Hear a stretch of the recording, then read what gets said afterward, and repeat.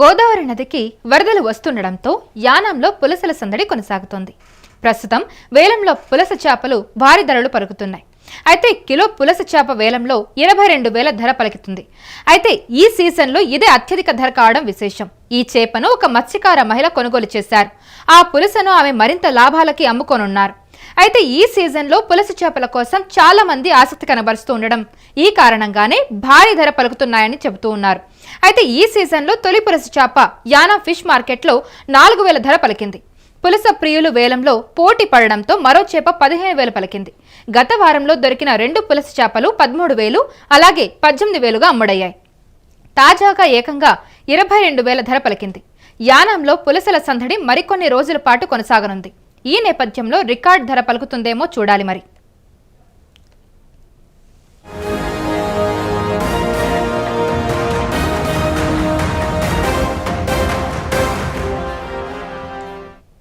గోదావరి నదికి వరదలు వచ్చే సమయంలో పులస సీజన్ ప్రారంభమవుతోంది.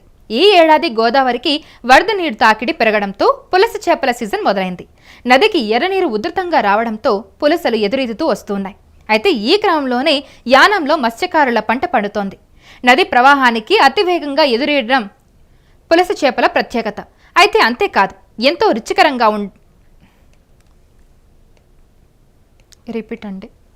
నది ప్రవాహానికి